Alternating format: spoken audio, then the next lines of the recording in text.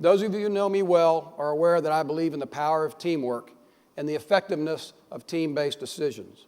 One of the significant benefits of a great team is there is always talent waiting for their opportunity. And that is certainly true of your new chairman, Steve Lytle. Steve is impressively smart and a thoughtful strategist who has been a key contributing board member of NBWA now for 10 years. I assure you that under Steve's leadership as our chairman, NBWA will make great strides and achieve much. We all know that when it comes to leadership, one man can make a difference, and I look forward to NBWA rising to the next level on Steve's watch. Please join me in welcoming your chairman of the board, Steve Lytle.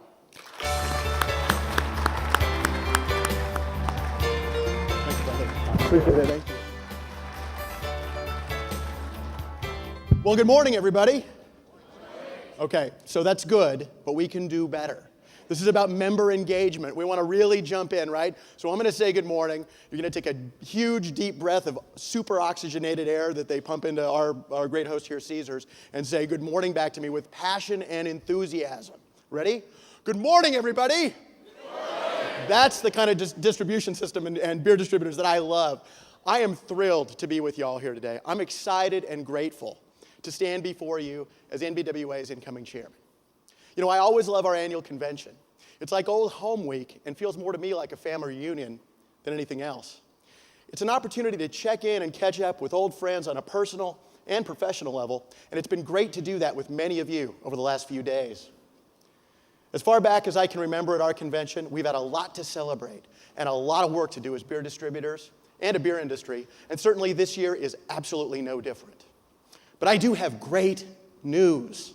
I can guarantee one thing this morning, and that is that our industry's ongoing evolution and transition is gonna continue. In the face of that ever-changing whitewater, I'm looking forward to being part of a team that will continue to focus our attention on why, how, and what NBWA does on behalf of the beer industry and beer distributors. We'll talk more about why, how, and what in a minute, but I want to start by putting credit where credit is due and thank Larry Del Papa for the time, talent, energy, and effort he put into his time as chairman.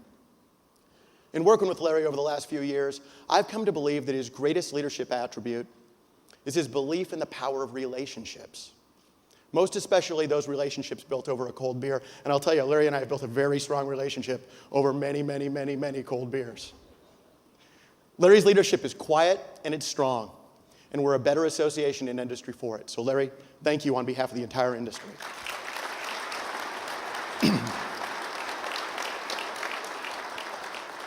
You know, it's not every day, maybe only once or twice in a lifetime, that a guy has a stage for a few minutes in front of his peers. And I want to use that opportunity to acknowledge a few folks without whom I wouldn't be able to serve in this role.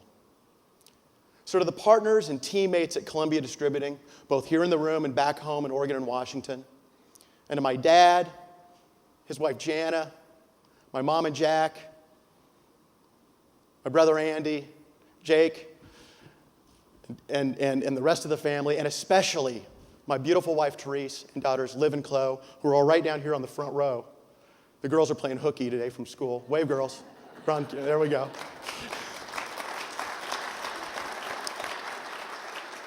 Thank you for allowing me the opportunity to serve at NBWA.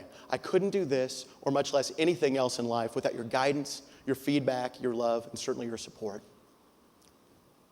So 21 years ago, this month, I walked through the doors of Gold River Distributing and started my full-time career in the beer business. Like most of you, before coming in full-time, I had worked in the business during high school and college, and already had a sense of the great, hard work that our teammates do every day. That said, it wasn't long before I came to see that the real work for me was rooted in being a good steward of the legacy that was created long before I ever set foot in the door. My great-grandfather, Sam Agnew, was a timberman. And while he never was a beer distributor, I've come to believe that in many important ways, he acted like one and would have fit right in with us here today. He was hard and he was honest. Everyone in town knew that his handshake was as good as gold. He was respected in Centralia, Washington because of how he ran his business and how he gave back to his community, occasionally with a meal, a loan, or a place to stay, but mostly by providing quality products and good jobs for the 350 families that he employed. Like a good beer distributor, he provided a product and services that added value, both socially and commercially.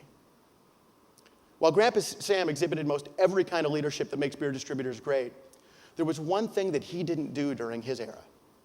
He failed to come together with his peers to advocate for their interests with key decision makers and elected officials. What stopped him? Well, like many of us, they were busy. Their noses were to the grindstone.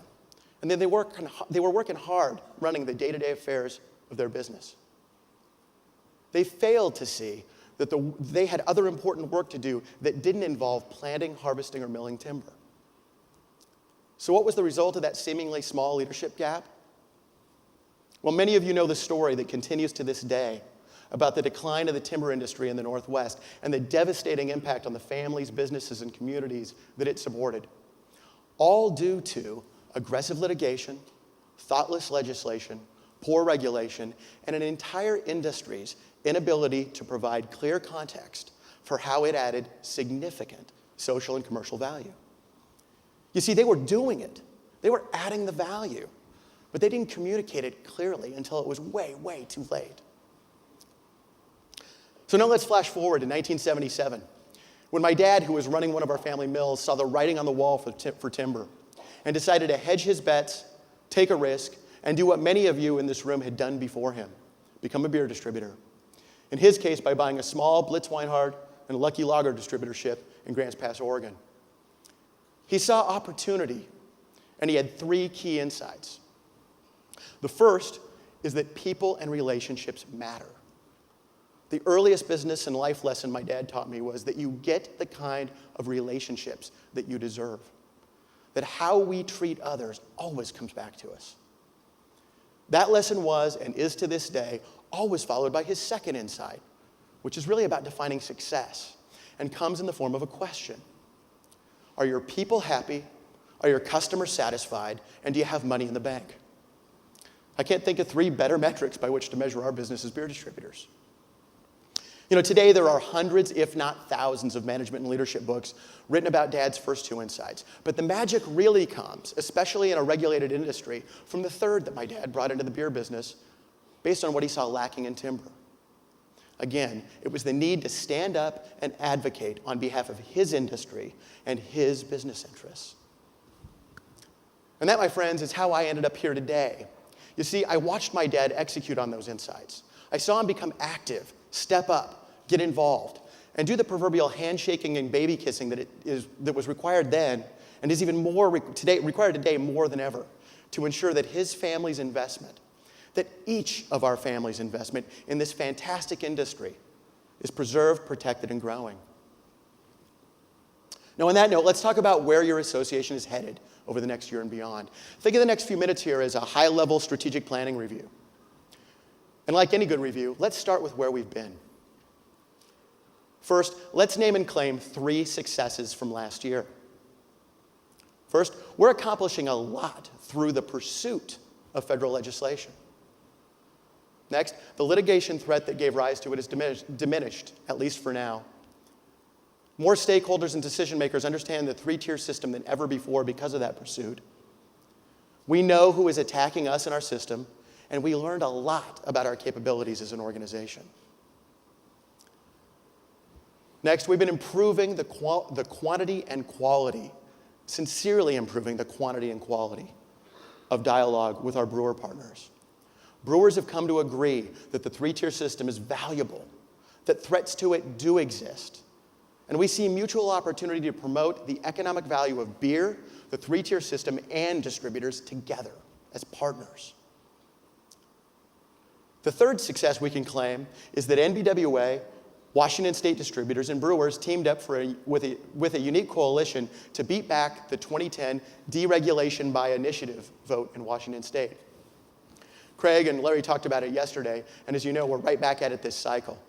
And we're really thrilled that NBWA and brewers have teamed up again to support Washington distributors in this year's fight. Next, let's talk about the challenges that face us today. Attacks on the 3-tier system and distributors continue. Even while litigation threats have diminished, again, for now, Fresh attacks based on the twin Trojan horses of deregulation and modernization have popped up in places like Washington, Virginia, and Pennsylvania, only to name a very few. A new potential threat is just starting to show up regarding where regulatory authority comes from on a federal level. And next, what I believe to be a real long-term threat, attacks in the media on our commercial and economic value continue. Next, let's face it, the business climate is tough out there. Housing and unemployment are significantly impacting beer, and if the trend continues, will impact beer distributors significantly. How about share of stomach? Beer's overall volume is down, and consumers' preference for beer as a share of beverage alcohol is down from 46% in 2001 to 36% today. Next, the number of craft brewers and brew pubs has exploded. And in most ways, that's a fantastic thing. And there are a lot more on the way. And that's going on while the number of distributors has been decreasing due to consolidation. Many more local brewers and fewer local distributors means that distributors' long-standing position as the face of alcohol and responsibility needs to be shored up. Finally, our challenge with direct member engagement comes from one principal place, mostly due to consolidation. We have fewer local distributor owners and decision makers who are charged with building local relationships that end up becoming the state and federal relationships that matter so much to us in the long run. Now let's talk about why NBWA exists, how we behave, and what we do in the face of these challenges. We call this model the Golden Circle, and I think it does a pretty darn good job of